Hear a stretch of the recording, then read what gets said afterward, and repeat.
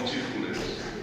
აი მაშინ მენელსაცრებდა დედებს არ ეშინოდა, ღვთისმშობელს არაფერს არ ეშინოდა და მანდილოსანში აი წმინდა გაბრიელ ეპისკოპოსი ხატაგებს ამას საოცრად, რომ მანდილოსანს აქვს ისეთი რამ, ისეთი სიმტკიცე და სიმამაცე გულში, რომელიც არ აქვს მამაკაცს.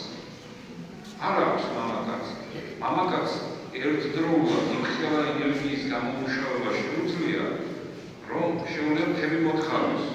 მაგრამ მანდილოსანი არის ისეთი სიძლიერიც, რომელიც როდესაც შეიყვარებს ღმერთს, სამშობლოს, შვილს, მეუღლეს თუ ვისაც არ უნდა იყოს, მერე ის მას ეკარგება სწორედ ეს საოცარი სიკვდილის შიში. მამაკაცს არ ეკარგება. მანდილოსნები არიან უბრალოდ საოცრებები. და ეს საოცარი ბუნება აუცილებლად სიწმინდეში უნდა იყოს დაცული. პირველი მენელსაცრებელ დედებში ვინც იხსენიება, ეს არის მარიამ მაგდალინელი. მასზე უფრო ცნობილი მანდილოსნის წარმოქმნა არის შეუძლებელი. მასზე უფრო არასწორად მცხოვრები მანდილოსანი შეუძლებელია, რომ წარმოედგინოს ადამიანმა. და ერთხელ, როდესაც ერთ-ერთ ოჯახში იყო ქრისტე შესული, იქ მივიდა ეს მარიამი და ესე იგი ნელსაცრებელი არის, ნელსაცრებელი არის სურნელოვანი ზეთი. არა ისეთი ეხლა რომ მიყიდება შემთხვევაში ჩვეულებრივ ზეთში გაზავებული ცოტა სურნელია, რომელიც მე გვხვდება რამდენიმე თვეში. აი ეს ნამდვილი სურნელი არასდროს არ გვხვდება წარმოიდგინეთ, არასდროს. და აი ესეთი ნელსაცრებელი ძვირფასესი ნელსაცრებელის წყალმაცხოვაც და მის ფეხებს სწყო და თავისი ცრემლებით ვალდა ქრისტეს ფეხებს.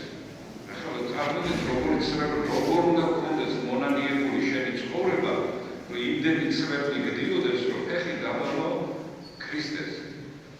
და აი ის პეტრე, რომელსაც პეტრე ერქვა სახლის პატრონს, რომელიც ფარისეველი იყო, ანუ ელიტის წარმომადგენელი იყო, ის ფიქრობს, ესო მართლა წინასწარმეტყველი რო იყოს, ეს მიხვდებოდა, რომ რანაირი ქალი მივიდაო მასთან სიახლოვეშიო.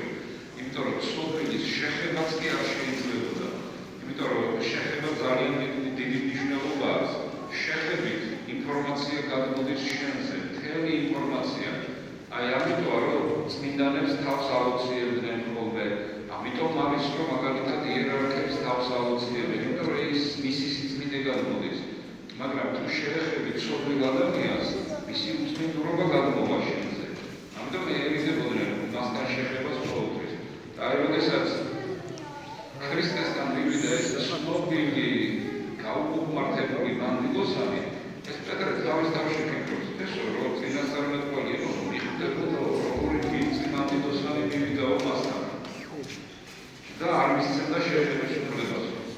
მაგრამ ესეთ რამეს უნება მერე ქრისტე ხმა არ მოუწევს. მაგრამ ქრისტე ესეთ რამეს ეკითხება. პეტრე შენთან ერთი კითხვა მაქვს. როგორ ფიქრობ, ერთი ადამიანისო დიდი ვალი ჰქონდა, ერთსო 50 დრახტანიო და ერთსო 500-იო. ძალიან დიდი ვალი ჰქონდა ერთსო. ორივე საპატიაო ამ ესე იგი დიდარმა ადამიანმა. თქვა ერთის ჰქონდა 50 ლარი ჩვენი გაგებით ვალი და მეორეს კიდე შეიძლება თქვა აი 9 მილიონი ვალი.